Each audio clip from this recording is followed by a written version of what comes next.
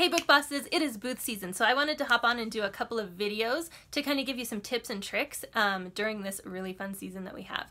So I'm going to be breaking it up into two videos. This first one is going to be more on getting a booth event, and then the second one is going to be about what to do at your booth.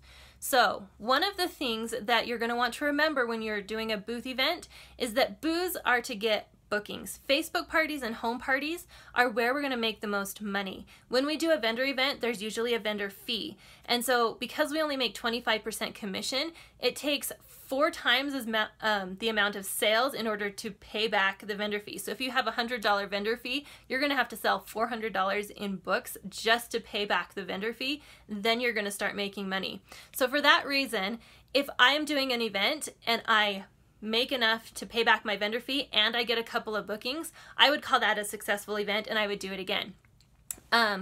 If I make even more, like I'm able to pay off my vendor fee and get some sales in addition to that, then I'm ecstatic. There have been 1 or 2 events that I have done that I have not made back my vendor fee, but I've gotten so many leads off of it that it's worth it for me to come back again. But those are kind of few, and you got to be careful because we want to make sure that you are making money and not just spending money on your booth events. So kind of keep that in mind as you're looking for an event. Where do you look? There's lots of different places to look. A really good place is a Facebook vendor page. We have a couple of them in Utah, and I'm sure there are different ones for every state. Just look for different Facebook boutique looking for vendors type sites on Facebook. Another great place to look is your city pages. A lot of times they will post when they have events coming up, and you can go ahead and contact them and see if they're allowing vendors. Also, ask other vendors. If you have a Scentsy rep that's your friend, or a unique friend that does events, ask them where they like to go and see if maybe there's more openings there. One of the things you need to make sure you do when you find an event, the first thing that you need to do is call up the person that's in charge and see if they had an Usborne representative the year before. If they did, then that rep has first dibs on that event.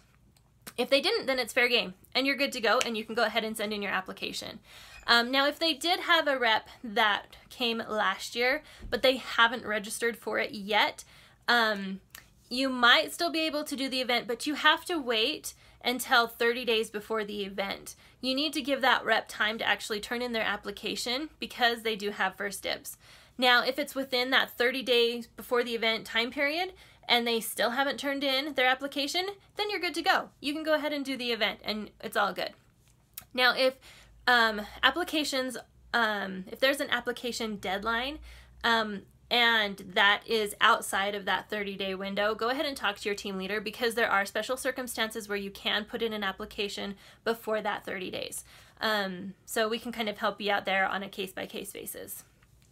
While you're talking to the person in charge of the event, go ahead and ask some other questions and find out more about the event. Is it indoors? Is it outdoors? Have they done it before in the past? What kind of advertising are they doing? How many people did they have there last year?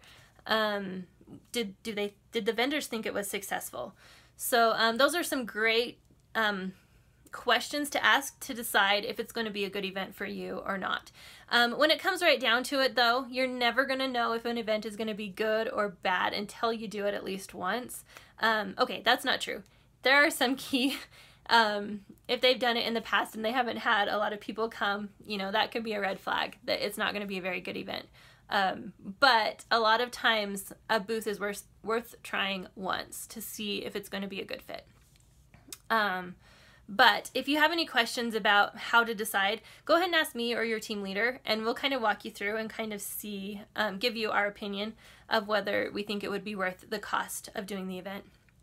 Okay, so once you've got your event booked, you're going to want to try and figure out all of your setup and getting your books and all that fun stuff. I don't recommend that you spend a lot of money on setup. Having 1 or 2 tables and is a great start. As far as tablecloths go, you can get some really great tablecloths that are in Usborne colors, and they're not too expensive. I actually just used black bed sheets that I found at Walmart. They were really cheap. And I have some purple table runners that I put over the top of them, and it kind of makes them look a lot prettier and not so much like bed sheets. So, and that works too. They don't even really look like sheets. And then I put my books and my racks on top of those. If you only have like one table, I've actually taken boxes that our books come in and flip them upside down and put my racks on top of the boxes. I put a tablecloth over the box and then put my racks on top of those, and they look really nice too. They look pretty much like a table. So don't spend a whole lot of money on setup. You can kind of build gradually as you go. A lot of the racks that I have, I got from consultants that were not doing the business anymore. Or one of my favorite racks I actually found on a yard sale site for like 10 bucks. So kind of look for deals and don't stress out too much about spending a lot of money. We're here to make money, not spend it as much. So as far as books go, having enough books there, you can do an order only event or order only booth. But we find that it's even better if you can do cash and carry. And we have consignment that we can take out. Our consignment program is wonderful, and we are able to take out the consignment for free and then pay it back as we sell it. And we're highly encouraged to use that program. Now, there are a couple of requirements. You need to be considered active, which means that you have 350 sales within the last 3 months. You also need to be out of your incentive period. Your first 12 weeks of being a consultant, you need to be past that. When you're taking out a consignment order, there's a minimum of $500 that you need to take out, so kind of keep that in mind as you're wanting to order. And also, as you're choosing the books that you want, we're not allowed to do sets or collections of books at a time or on a consignment order, so you're going to have to order individual titles. Also, a lot of vendor events are going to need a tax ID number for their records.